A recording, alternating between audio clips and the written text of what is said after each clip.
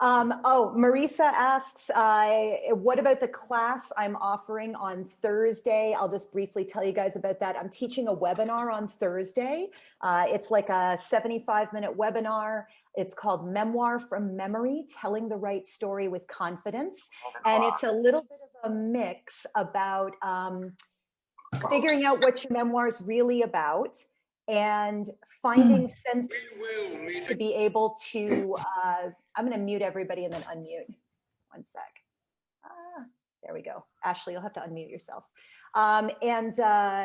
Finding writing techniques for sensory memory to bring yourself back to the stuff that you may not remember super clearly, but that you'd like to have in the memoir. And then also dealing with competing memories between yourself and the people around you who are also in your memoir, you know, who gets to decide what story gets to get told. So Marisa, I don't know if it's a perfect fit for you or not, because part of the key of your memoir is that you took really meticulous documentation during the whole time it was happening. So I don't know if you have any of those challenges. Of course, I would always love to have you. I would love to have anybody, and we'll drop a link for that in tomorrow's follow-up email. And then we have another big exciting day today, which it is Ashleigh's publication day. Yay! I am so excited. I am so excited, everybody. I have not felt this relaxed in years, honestly. It has been so much work. You guys all know every single part of this. And my poor children the other day said, oh, wait, everybody who's been ordering so far was just pre-ordering? Oh, it's not out yet. They're just like, mom, yeah, you can talk about this book forever. But they got me an ice cream cake from my favorite local ice cream place, because that's all I wanted was this ice cream cake that I get them for their birthdays every year. And there were flowers and balloons that said happy birthday, and the birthday was taped over and said pub day. So yeah, this is great. I'm so excited. The book is starting to show up on people's doorsteps. That is absolutely fantastic. And because Ashleigh is too modest to brag here in the meeting, she keeps her bragging over on Instagram. I want to let you guys know that her book on pre-orders was #1 and #3, the paperback and the Kindle, in the Amazon store in Canada. It's doing great in the Amazon store in the US as well. If you're somebody who did your review already on Goodreads, after today's meeting is a great time to go over there, copy paste your review from Goodreads and slap that sucker up on Amazon. But we are so proud of everything Ashleigh has done. And we got to thank you guys for that too, because part of Ashleigh being able to promote her book, part of me learning about promoting my book that's coming out in September, has been learning stuff to share with all of you and what you've inspired us to learn more about. And we're, in fact, next meeting 2 weeks from now is going to be all about self-publishing a book and doing a successful launch of a self-published book. Yep. Ashleigh, anything else you want to add there? I have to tell you, the reason I've been able to do this and I am relaxed and healthy and still upright on my pub day is because I've really looked at it like an experiment to try to figure out the things to do, the things not to do. Through my partnership with Allison, I realized something I've done my whole life, but I never actually had the awareness around it. My favorite way to learn is when I know I'm going to be teaching someone else. So I've really just looked at this as like, okay, what can I figure out so that I can share that with other writers, regardless of how they publish? So in 2 weeks, we're going to be talking about all the steps I took back from 2 years ago when I started writing the book to prime my audience to pre-order, to prime them to order from independent booksellers. And I mean, if you want your audience to order from somewhere else, giving them the information about where to order early, even if that's on Amazon. I want everybody to order on Amazon and not till pub day. That's fine. You just have to give people a reason why. Everybody wants to develop good habits. They just need to be told the reason that they should take that action. So we're going to be talking about a lot of those things in 2 weeks. And as always, the Writer's Bridge is a bridge because a platform is a thing you stand up on and yell at people, and a bridge is a two-way street where you talk directly to your readers talk directly to you. And as we say over and over and over again, building your author platform, building these bridges is a long, slow process. Don't worry about knocking yourself out to get 1 million followers on social media, because it's really not possible to do that in a short period of time. You're going to be far more successful and have a far better time doing the platform building activities that you genuinely enjoy in small doses, gradually over a long period of time. We will, as always, cover a lot. As Brian Watson always puts it, hashtag firehose me. We are a fire hose of information here at the Writer's Bridge. And so we do suggest that even if you are here live, that you also plan to watch the video. The video link will come out tomorrow in your email, as it always does. And our question of the week, Dana asks, I suspect that many of us writing memoir about current events in our life have a COVID epiphany somewhere in the mix. And I'm curious if you have any thoughts on whether this will be a helpful or harmful part of a pitch or storyline. Well, right now, the jury's still out on whether agents are going to see 9 million COVID memoirs. There is definitely a positive side to plague memoir, plague fiction. I mean, it worked for Daniel Defoe. It worked for, Isaac Newton took his time inventing calculus during the plague. And BBC Culture said, what makes pandemic fiction so engaging is that humans are joined together in the fight against an enemy that is not a human enemy.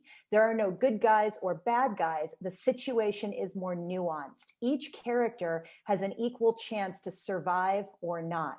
The range of individual responses to dire circumstances makes intriguing grist for the novelist and the reader. And I realize many of us are memoirists rather than novelists, but I think the same thing applies. It's a really interesting way to set it up that it is you and your team versus the world rather than the strictly solo memoir. And certainly, like, TV shows really love that kind of locked room episode where the actors are in a small space and all the people who came out of theater school are really hyped to get to practice their acting chops. Ashleigh, what do you think? Are COVID memoirs going to be the next big thing? Maybe later, not now. When I read memoir, I love the feeling that this is something that has happened and has been processed and then has been written. And then it has been fully baked before it gets out in the world. So if a COVID memoir was to land on my doorstep tomorrow, I would be like, I would just feel a little rushed. And most of my favorite memoirs are things that the author experienced 5 or 10 or 20 years before, or even longer, like Glass Castle. I'm still a sucker for Glass Castle. So I think there's a storyline about me and my relationship with my mother-in-law in my book, which takes a journey and ends up at a very nice place. Truthfully, the difference that has happened, the difference in our relationship over this past year, since both my in-laws were diagnosed with COVID and were both hospitalized, it exceeds that arc that we went on in the first 18 years of our relationship. I did not include a word about that. That's for my next book. As I see how much further we even go and how that deepens and stretches and changes now that we are living actually in family and in partnership together after 2 decades of really butting heads. So yeah, let it, don't rush to get that epiphany in there. Trust me, the epiphany will get more epiphanyized as you sit with it longer. I 100% agree. In fact, I think that everyone who is writing a heavily COVID-influenced memoir should wait until Epiphany, which is next January 6th, and then decide if you really want to put this COVID memoir out into the world. More than anything, part of what memoir is, I see you, you're not alone. You're not the only person having this experience. And so that could be really valuable. On the other hand, part of memoir is I did this thing that nobody else was able to do. And we all kind of lived through COVID. So, and Julie points out nothing about writing can be rushed, which I 100% agree with. So welcome to the newsletter episode. Why the heck should you, the writer, write a newsletter? Ashleigh, why should we write a newsletter? Allison, are you really saying I need to do one more thing? Okay. I am saying that you need to drop everything else and do your newsletter first. Okay. So we talked about this in our Reach Your Readers, Keep Your Soul course that we ran in the spring. right after Trump got deplatformed. Okay, anybody can lose their platform. We have someone in the Writer's Bridge who's in Facebook jail right now. She can't post for days and days because her son posted something weird. Listen, I have been in TikTok jail before for posting something that lives on Instagram still. Different things can happen. Once I was spitting into a little vial for an ancestry DNA test, and Facebook thought I was doing something explicit sexually, and I couldn't post for a week. You never know what's going to happen. It was gross. I mean, yes, you never know what's going to happen. So we need to find a way. Yeah, we'll address the difference between a blog and a newsletter. Definitely, Kimberly, to be able to contact our people who like to hear from us, even if Instagram and Facebook and all of the platforms went away tomorrow. It's called owned media. You own that list of contacts. You are just borrowing from Bezos and Zuckerberg the rest of the time, okay? So having that list of contacts you could reach out to individually, or you could send a mass email to them, is super important. The other thing about writing a newsletter is it is more intimate than social media. You are being invited in to their inbox. And this is also what distinguishes a newsletter from a blog. When you post a blog, your people have to come find you. And that's not a bad thing. You know, lots of people do very well with blogs, but with a newsletter, they've invited you to come in, and people see about 10% of their total social feed. You may have noticed your Facebook author page gets shown to maybe 3% of your entire following.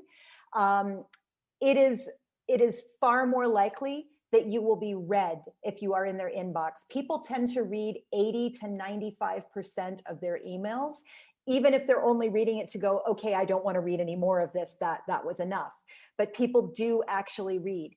The other reason to do a newsletter is you are building your presence in their life without centering your presence on a product, because you can communicate with your audience and tell them a fun story that happened in your life. You can tell them, a cool writing thing you learned. You can tell them a cool publishing thing. If you're writing about a particular topic, Jessica points out she always shares the link to my blog posts in my newsletter. And many people also, the newsletter topic gets posted on their blog as well. My newsletters have like an online repository where people could go read them there. That's also how Substack functions, but then they also go to people's inboxes. We had a question. Lisa says, do you track opens on your newsletter? My big concern, everyone's inbox is already overflowing. I love the idea of newsletters, but so many people have them and reading them all isn't realistic. And so what happens is you have to train your audience that you deliver value. Ashleigh, what's your typical open rate on your newsletter? My open rate's pretty high. It's like 40 to 60%. This is a trick that I do. I'm going to share screen with you right now. Every single time, you guys got my flow desk here? Every single time I send a newsletter, what I do is I get on, right after I hit send, I get on my Instagram stories and I turn the camera around so it's facing, so it's seeing exactly what you are seeing. We're on your Gmail right now. Perfect. Yep. This is where I go. This is where I go. And I say, hey, everybody, I just sent you an email. You need to go to promotions and say, Ashleigh, are you here? Are you here, Ashleigh? So I've just sent it, right? So mine will be right up here at the top. And I say, listen, did you know if I end up in your promotions, you have to take it, bring it over to primary, drop it, and listen, this is the step most people don't know. You have to go down to the bottom and click yes. And that's only up there for a split second, okay? Then all emails from me will always go to your primary. Okay, couple things here. A lot of people don't know that. They don't know why things keep ending up in their promotions, even though they've dragged them over to primary, because they miss that really sneaky thing in the bottom left-hand corner. It's a black box at the bottom. Google, you're in our face all the time. What is the point of this? I'm not sure. I guess so you go check your promotions all the time, right? People don't know that extra step. So every time I post this on my stories, people go, oh my God, like light bulb moment. This is why that doesn't work for me. Okay. And then I also put the link for people to sign up. People say, I'm not on your newsletter. I want to get on your newsletter. The people who are on my newsletter go and read it. So every single time I send an email, I do that same thing and I pretend it's the first time I ever showed it. When I send out a newsletter, I post the entire newsletter to the online Tiny Letter archive. I send the whole thing to the mailing list. Then I also do an abbreviated version on Instagram, and I do a couple of quotes from it on Twitter with links, and I do a post to Facebook. So we're getting a lot of questions about mechanics, and we're going to go through a couple of quick mechanics things before we get to like philosophical elements. You need three things. You need a way to collect emails. You need a place to keep them. Four things. You need a way to send newsletters, and you need something to write about. When you're collecting, the number one surefire, absolute best way to get people to sign up for your newsletter is to give them something for free if they sign up for your newsletter. You guys may have remembered a couple of meetings ago, I think, I offered the book launch marketing checklist to anybody who wanted it. I got 65 new signups in one day for my newsletter, and they're not 65 randos off the internet who found my website and thought maybe I was hot, like, sorry for the disappointment, people, but they were people who are interested in writing. They've met me personally in at least one context, and so they are far more likely to stay on that list. And the more you can collect emails in person or at events, the better off you are as well. Whenever I teach, I always say, hey, I'm going to send everybody the slides. Write down your email on a piece of paper, and I'll send you all the slides. Even if the event is like, we want to post everybody's slides on the website. Well, I'm sure you do, but I want everybody's email, so they're going to have to get them from me. Ashleigh, how do you get people to sign up? Okay, I get people to sign up by giving me permission to email them something. So when I was sending out the first chapter of my book back 18 months ago when I was still querying agents, every week I said, hey, if anybody shares any of my social media posts, I would love to email you the first chapter of my book. I'm going to pick one person every week to get the full manuscript. And they could share any of my posts, like any blog posts from way back, whatever. So it was a sharing frenzy of like all different kinds of content that I had written. And then in the DMs, I would say, thank you for sharing. Give me your email and I will send you the chapter. Okay. And then I put those people on the email list because they were already saying, yes, I want to get something from you. I also, in my direct messages on Instagram now, if people agree, or if people send me a screenshot of them requesting my book from their library, I say, hey, send me your email and email me your mailing address and I'll send you a little thank you.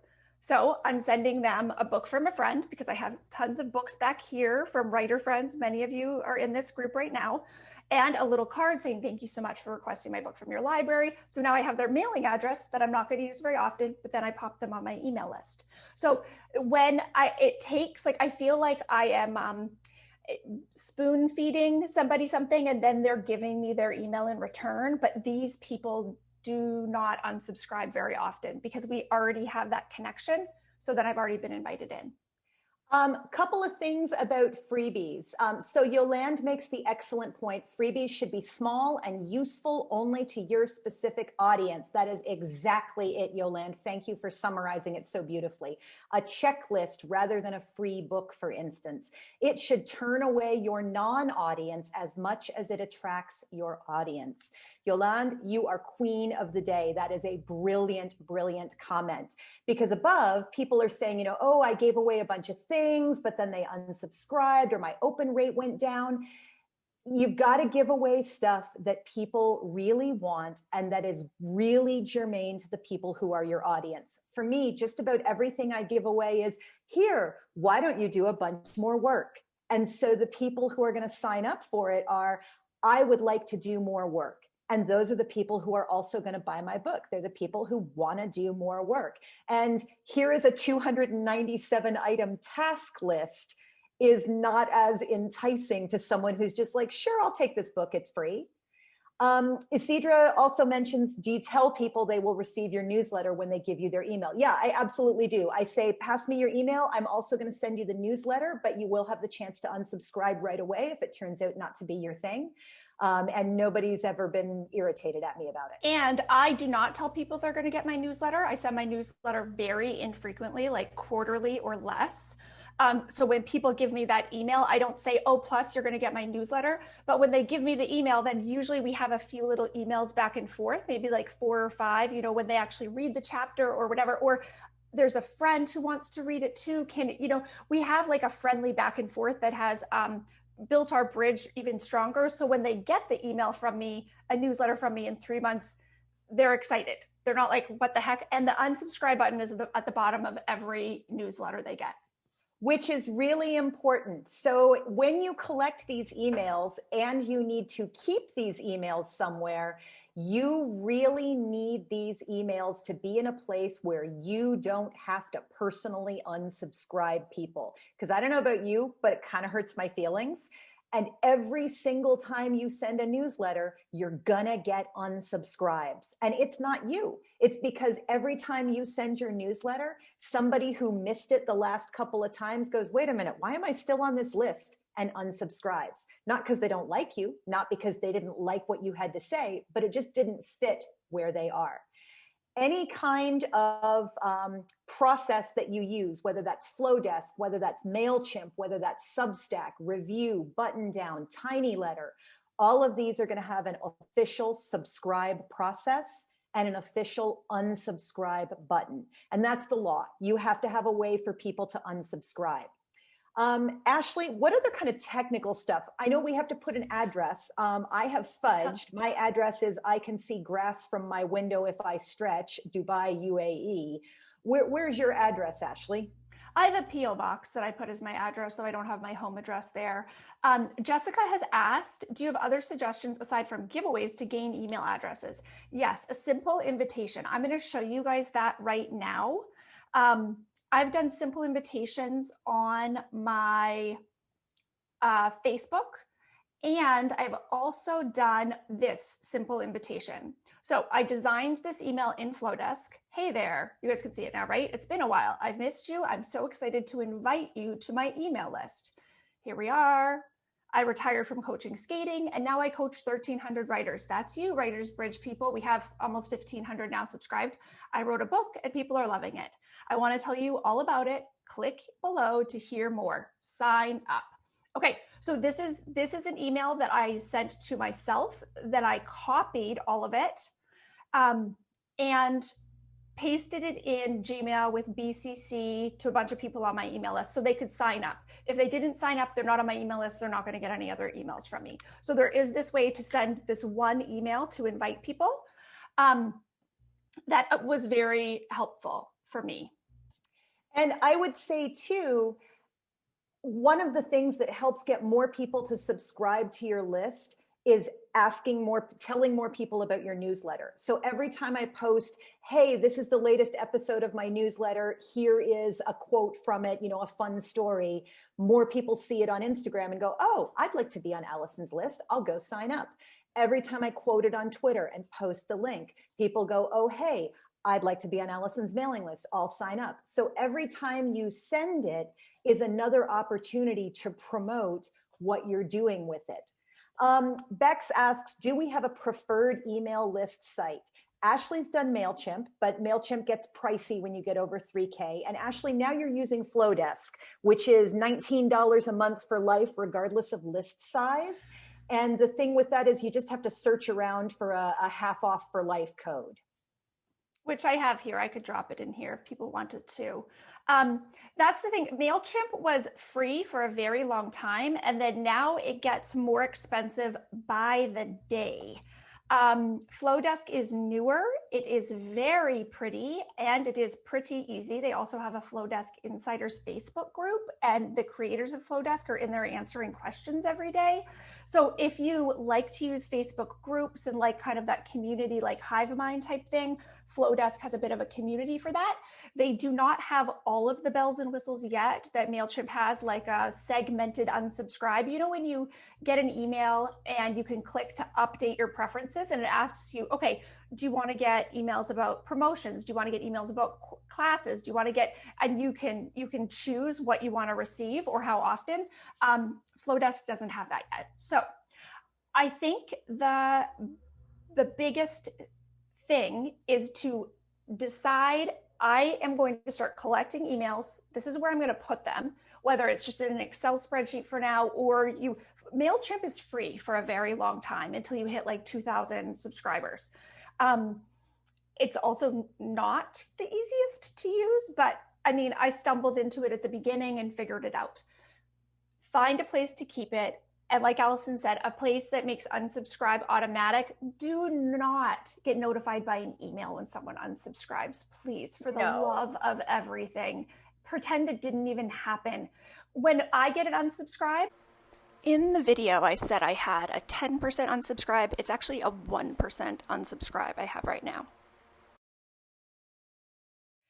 I think, okay, you know what? This person is probably like behind on all their emails. And even though they would love to read this thing from me, they're just clearing everything out of their digital life to get back on track. Nothing to do with me at all. I do that myself. Every now and then I'm like, I can't do any more email lists right now. So here's some quick and dirty on ways to get emails on your list. And I want to preface this by saying, everyone must be invited. So when you acquire these emails and you put them in your Excel sheet or wherever you're going to keep them, you must then invite them to subscribe. So all of this is predicated on, once you get these emails, you will send them one email that invites them to subscribe. So quick and dirty. Website pop-ups, everyone hates them, but they work. They work really, really well. Every business card you have ever picked up from another writer and tossed in a file because you didn't know what you were going to do with it, but you couldn't bear to just throw it away. Invite that person to join your newsletter. Everyone who has ever emailed you about their writing event. Every time a literary magazine has emailed you and forgot to BCC and put all their other subscribers list in the CC list, you may only get 5 people off there, but you can invite them to subscribe to you. Ask people directly. Use a verb. I invite you to subscribe. Please sign up. I will send, put it in all of your bios, put it in your email signature, and on every single one of your social media accounts, put a sign up link that starts with a verb. Sign up here for my newsletter. Do this thing now. People like to be instructed. And remember always, with all these emails, this is a trust, so don't abuse it. You are being invited into someone's email, so treat it like you're being invited into their space. Ashleigh, any other like cool places that we should know about to get email addresses? No, you covered them all, Allison. You're the master at that. How do you prevent your email invites? Okay. Iabel asks, how do you prevent your email invite to so many people from going to people's junk mail? Allison has this great tip. Only send it to 5 or 10 people at a time, BCC everybody, and say, hey, remember we met at Hippo Camp last year? So, you know, I loved meeting you at Hippo Camp last year, and I'm looking forward to this year. I'm going to be talking about this and this. I hope you're going to be able to be there too. Would you like to sign up for my newsletter so we can keep in touch until then, or if I don't see you? Just Hippo Camp people. Then people you know from church, people you know from your running club. Like, just put them in little, it's a lot of work at the beginning, the front end, but once they accept that email from you and sign up, it's much more likely that your emails will always end up in their primary. Yeah, 5 to 10 people at a time, because then you can personalize it. Hey, it's me from your running club. I have never run, but I'm sure if I was in a running club, people would sign up for my newsletter, and that's a different one. Marisa points out she doesn't even have a newsletter yet, but she put an invite on her Beacons page, which is like a link tree, and people have signed up. And that's it too. Start collecting emails now. More than ever, people tend to use the same email for their lifetime. We used to flip emails like every 6 months, and now people tend to stick to the same email. Go ahead and collect those emails. You don't have to start sending them anything. Just pop them into a Google Sheet, pop them into an Excel sheet, wherever you need to be. When you are sending, something that really helps is having kind of a mini workflow. And Ashleigh, you have a flow that you want to show us, and then we want to talk a little bit about subject lines and getting people to open them. Yes. Okay. So I have had a ton of traffic to my site over the past few weeks because I've been running Facebook ads. I've been running ads in all the places, actually. So I've had more traffic. A lot of people, it's interesting, people who come from TikTok through my link tree are 10 times more likely to click on an actual purchase button, like to go to Amazon or bookshop.org, because they've consumed a lot of my content. And I'm going to talk about this more in 2 weeks. Before they get to my website, someone who's just seen a Facebook ad ends up at my website as step 2, like, oh, Facebook video, she's funny, click. And then it's like, oh, okay, a little bit more. Are you going to buy the book? Meh. And then they bounce. So a friend of mine said, you got to have a clearer pop-up for them. Since then, I've been getting at least one sign up every hour for the past few weeks. So, and that's even during the night. It's like 24 new signups a day. I set up this workflow on Flowdesk, and I was always really nervous about workflows because I was like, I can't think 10 emails ahead and put in branches. All I did was this. As soon as somebody signs up on my website, like I said, one new person every hour for the last little while, they get this email from me. They get this email from me that immediately that says, hey, babe, I'm so excited to welcome you to my email list. Has a picture of me and my family that's awkward looking, cute picture of me and my kids. I'm so glad you're interested in hearing more from me and can't wait to start sharing with you. You'll find a mix of funny and serious here, hopefully things that will make you laugh and things that will make you think. If you can't wait for my next email, make sure you check out all my content on IG and TikTok, because remember, these people probably just came in from a Facebook ad. I like talking about crucial topics like keeping monogamy hot, how I get my kids to clean the house, and based on my experience rehabbing my shabby marriage, that is a pitch for my book, but it's really covert. What to do before you get a divorce. Visit me, see what readers are saying about my book. That's the Goodreads page. 24 hours later. Allison, do you want to talk about this email at all? Yep. It's really clear that you're letting people know this is who I am, this is why you subscribed, and this is what you're going to get.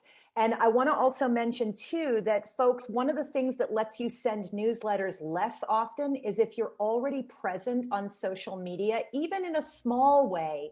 People remember who you are because they see you regularly. Ashleigh, remind me later. I got to say the casual friends thing. Yep. Okay. Hey, babe. 1 day later, they're going to get another email from me. Okay. And this is what it says. Do you know you can get my book for free? Because I don't want to sell to them yet. They have been on my email now for 24 hours, right? Did you know you can get my book for free? Libraries allowed card holders to request new books. All you need to do is click make a purchase request or suggest a book on their website. They will email you when it comes in. Did you know that? A lot of people don't know that libraries will get books for card holders. Even when you purchase a book, it's super supportive to an author for you to request it from your library as well.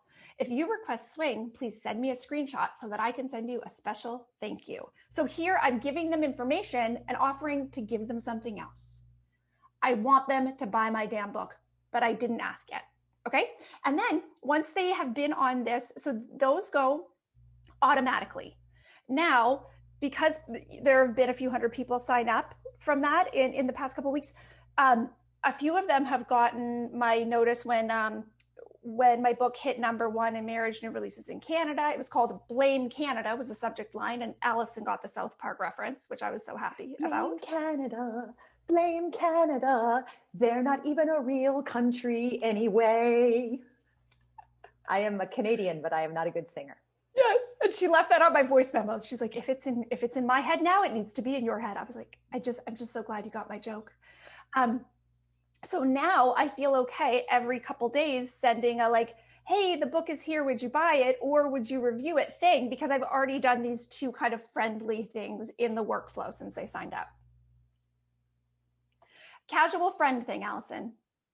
So one of the things that I realized as we're doing this Writer's Bridge thing, and this is like a minor detour out of newsletters, but I'm going to bring it back to newsletters.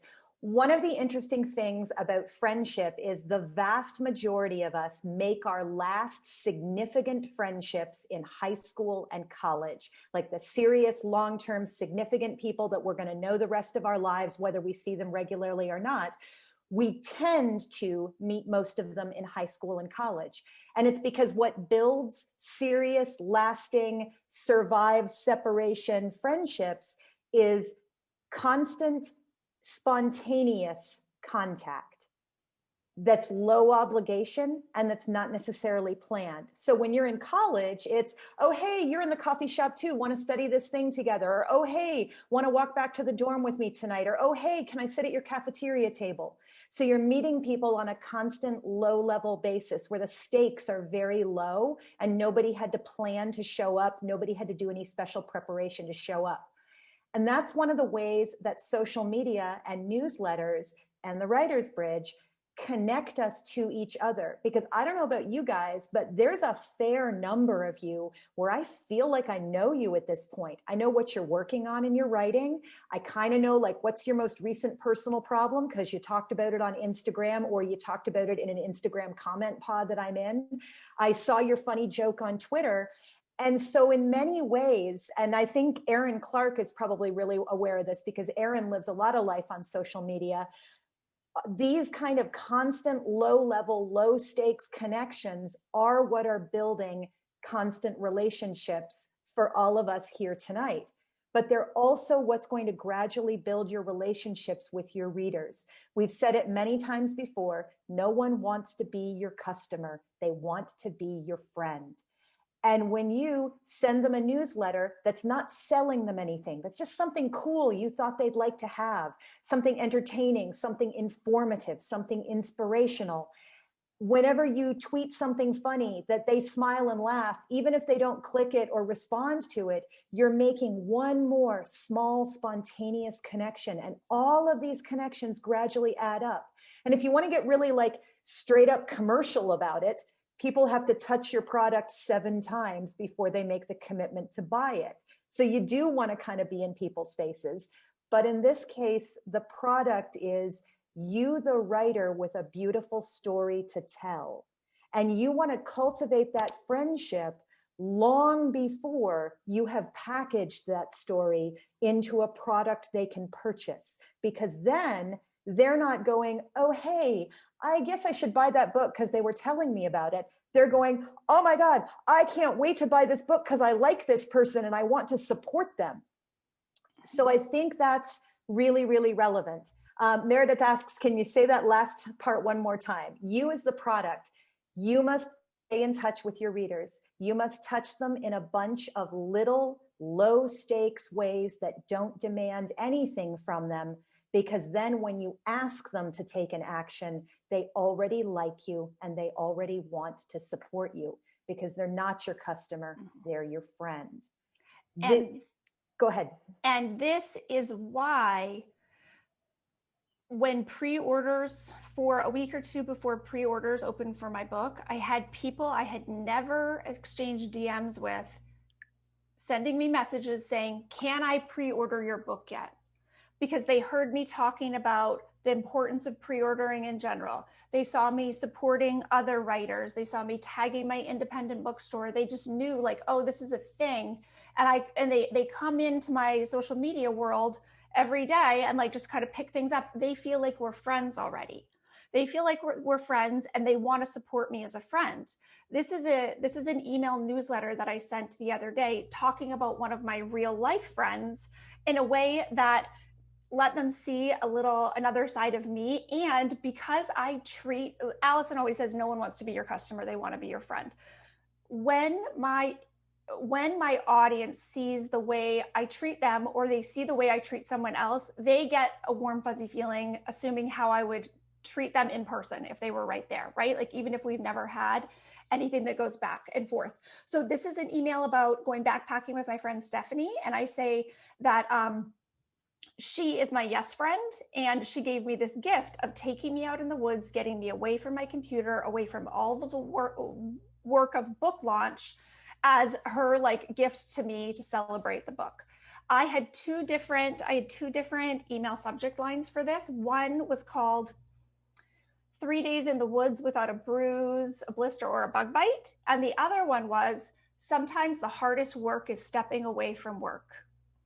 And the one about work was opened way faster and higher than the one about the blisters and the bug bites. I liked the blister and the bug bite, especially with all the bees in it. Nobody was really interested, because the other one I think gave them more of a feeling. And then I was talking about how I hope everyone else has a friend that is to them what Stephanie is to me. She's my yes friend. She's the one I go to if I need some excitement or I need some support. So this was Ashleigh, that did well. I love what you're saying about subject lines that do well. Are you done? Can I show a couple of subject lines real quick? Yes, because please. One of the things I try really hard to do is write intriguing subject lines. And this also goes for Instagram, where you want the first couple of sentences of your caption to be something enticing that will make people want to click to read more. So I've got a year of ugly gifts, book launch marketing timeline in here, because a bunch of people signed up for this newsletter because they were going to get the book launch marketing timeline. So I had to put that in there. My dirty little secret, a year of recycling. We don't know what it means, but we'd like to find out what it means.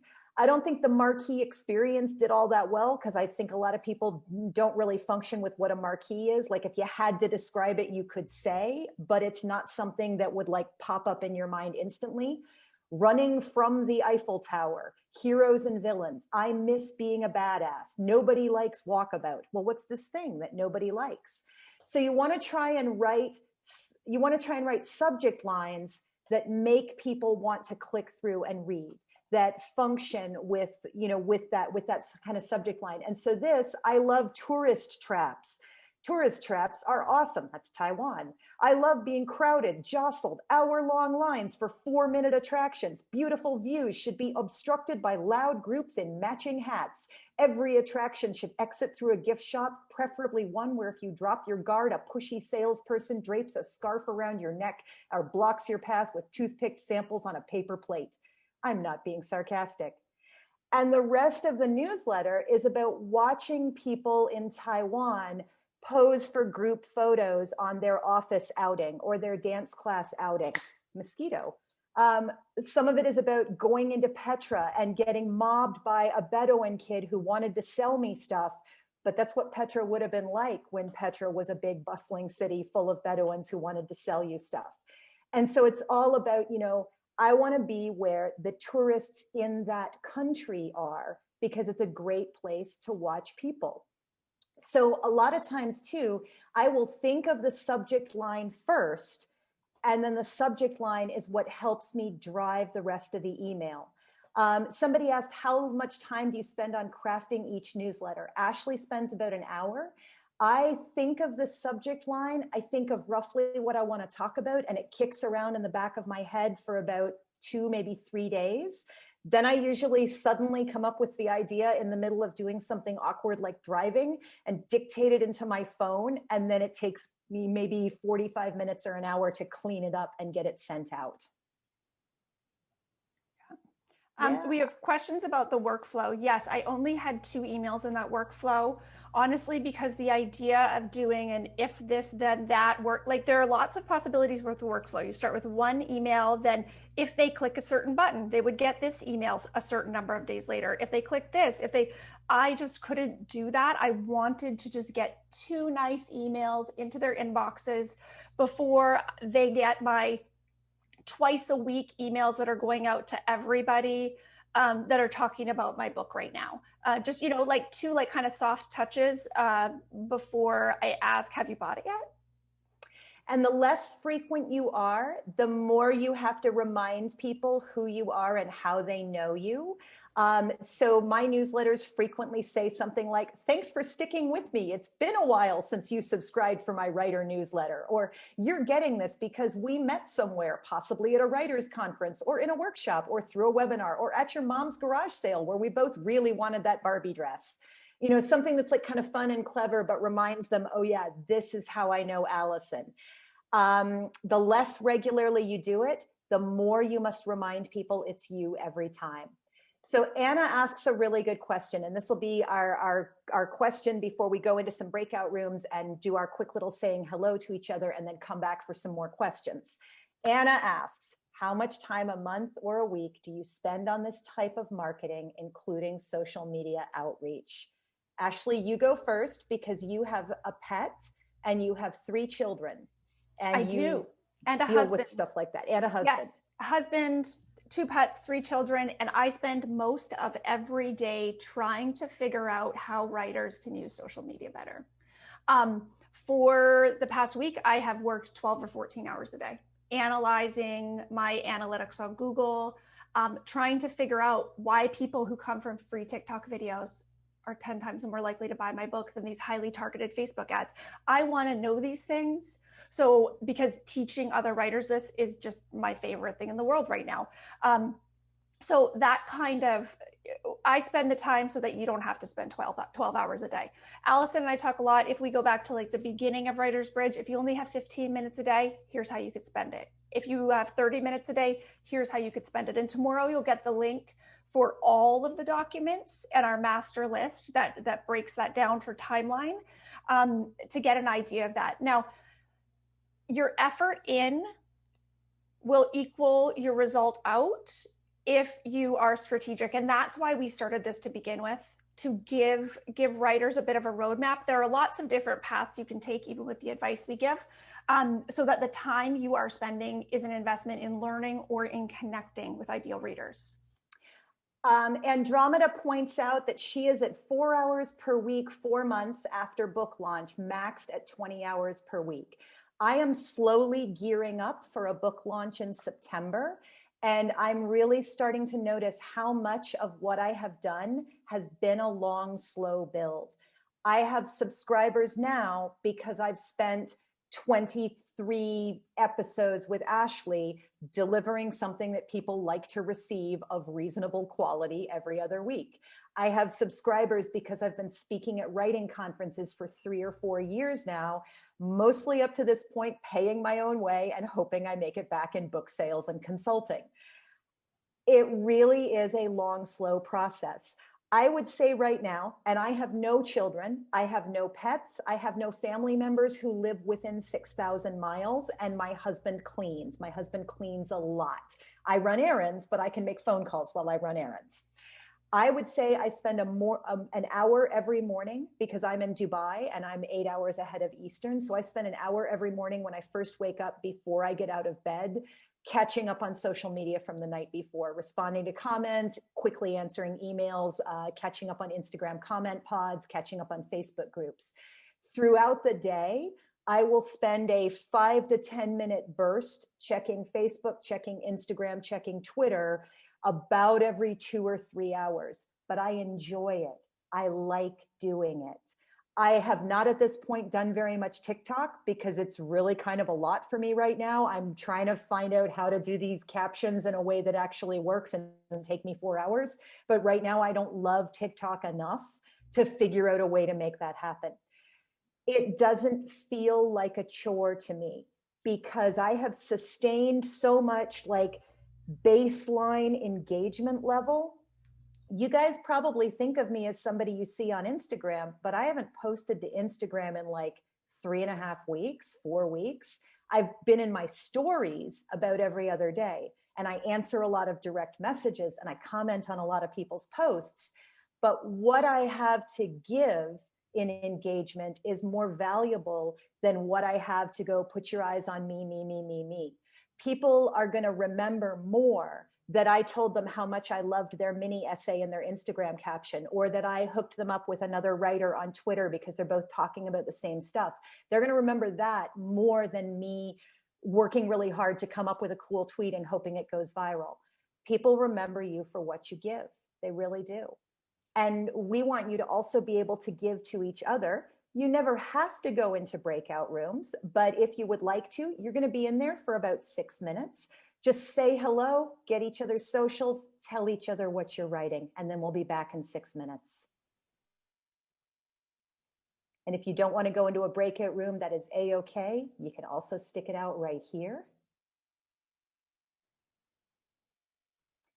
Just checking through to make sure nobody's left alone.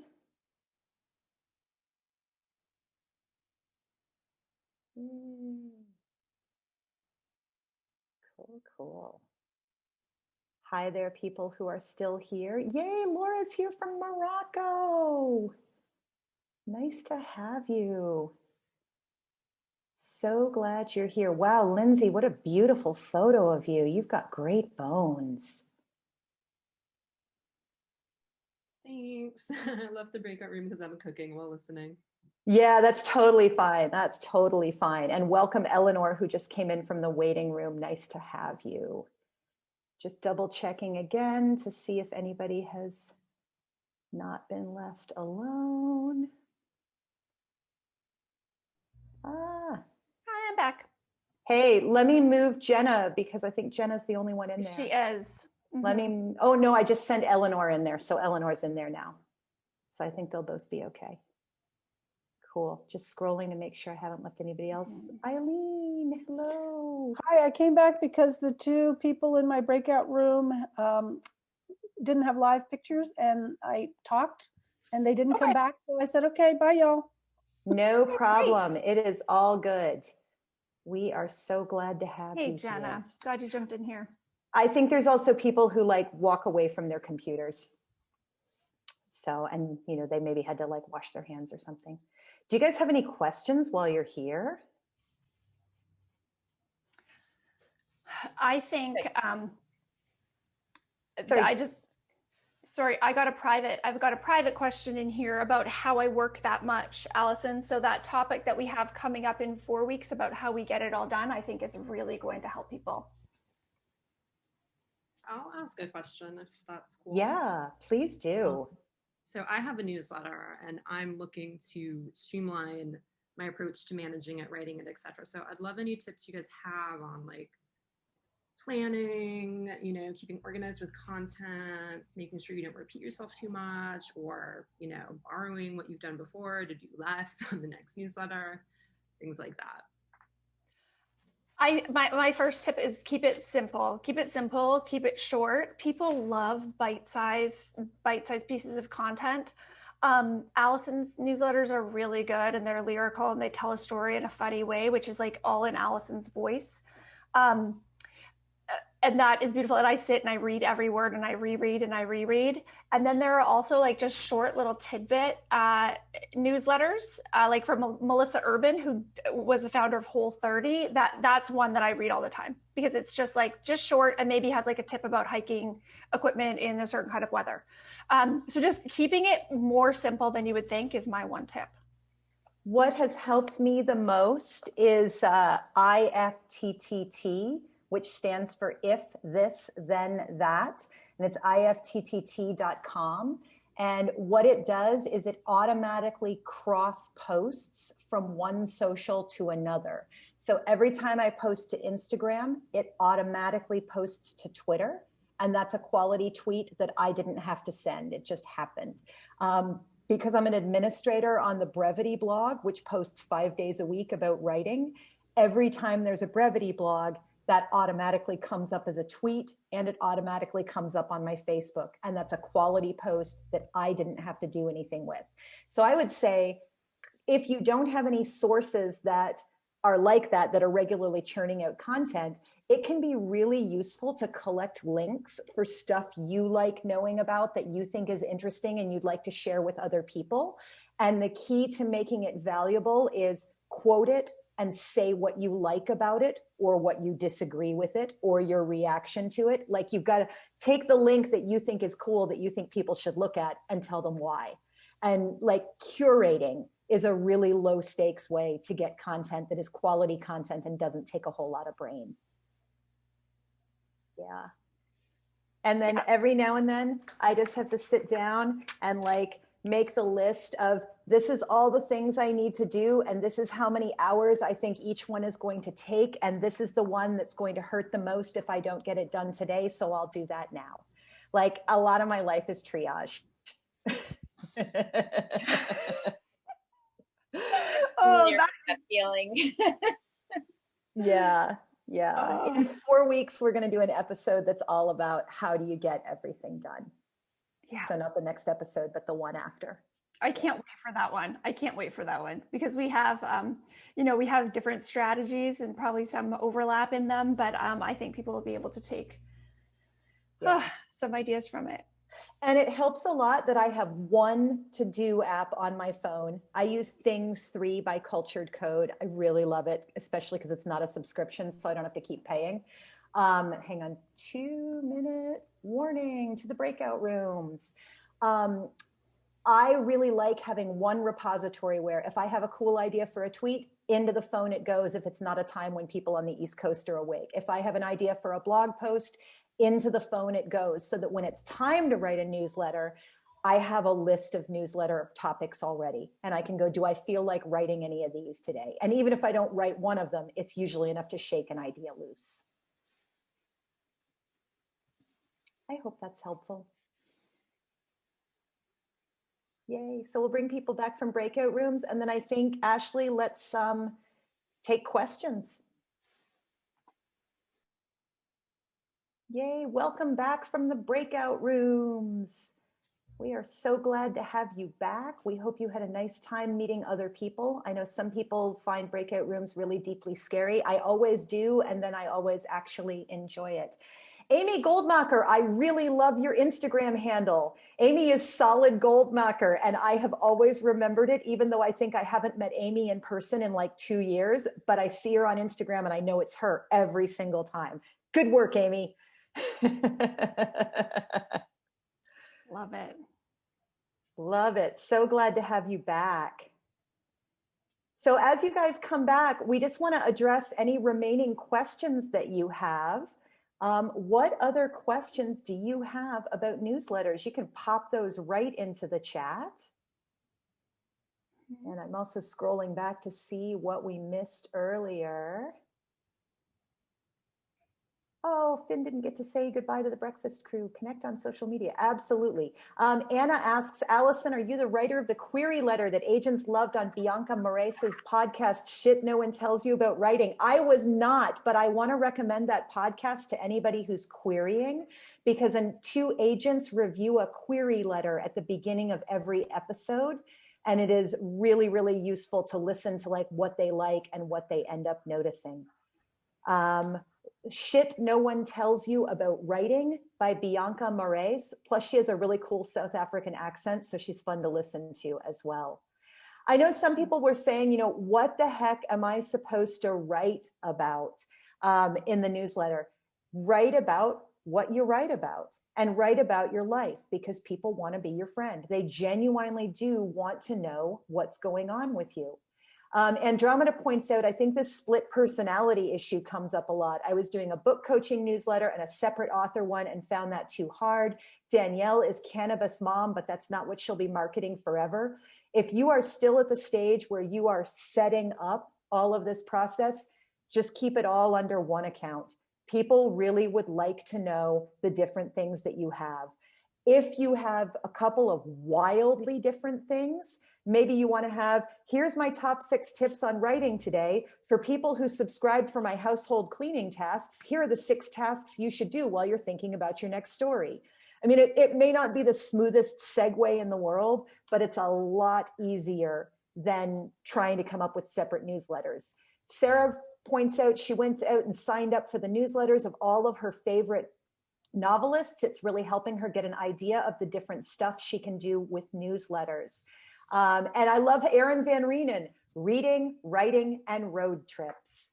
Fantastic. That Love sums it. all up right there. One of the things that I did when I was starting to, writing the book and putting together my agent list for querying is I followed all of the writers that every one of my dream agents represented, and I followed them on social media, turned notifications on, and signed up for their newsletters. So that was, I still read those newsletters. That's a really good way to see what other people in your genre are doing. You're going to get with the replay tomorrow. So you'll get a replay tomorrow with a link to this video. You'll also get a detailed timeline of when we talked about what. So you can just jump to it if you want to watch something again, or if you are not watching this live and you want to have that open, you can just skip to the parts that you think are going to be the most applicable to where you are right now. You'll get a master document with all 23 episodes with the same details where you could just search newsletters every time we talked about it. Exactly. Also, you're going to get a Google Doc, a master Google Doc, where you can put in your social handles. You can also put in the link to your newsletter sign up. Please do. And you can go and sign up for each other's newsletters and just see what everybody else is doing. And if you put your link there, hopefully people will sign up for yours as well. Our next meeting is going to be June the 8th. Please invite your writer friends. It is how Ashleigh launched a best-selling self-published book and how you can too. There will be tips for book launches, whether you are self-publishing, hybrid publishing, indie publishing, literary publishing, or Big Five publishing. Shout out Annie and the Wolves. We would love to have you guys come back again. You'll be notified of the next meeting. You don't need to sign up again. And please take a moment, check out Ashleigh's book, Swing. It is on all of the major places to purchase books. If you are working on a memoir and you want to learn about sensory writing and navigating your relatives, I'm teaching Memoir from Memory on Thursday. It's a webinar about this time of day. And we want to leave you with this idea that it is constant, low stakes contact that makes people friends. And for all of your readers, your goal is constant, low stakes contact. It doesn't have to be the funniest tweet in the world. It's the equivalent of, oh, hey, you're here for lunch too. It doesn't have to be the most meaningful Instagram post in the world. It can be the equivalent of, oh, hey, can we both go do laundry together so I can ride with you? You're looking for that constant, low stakes contact. And your newsletter is what gets you invited in the door. Because nobody wants to be your customer. They want to be your friend. Ashleigh, anything you want to add? Thanks for being here, friends. If you're willing to leave a review for my book on Amazon, that would be amazing because they just opened today. The link is in the chat. And go ahead and unmute for a beautiful goodbye. And yay, Ashleigh, book birthday. Yay, Ashleigh. Congratulations. Thank you, guys. Everybody. Thank you. Goodbye. Congratulations. Goodbye.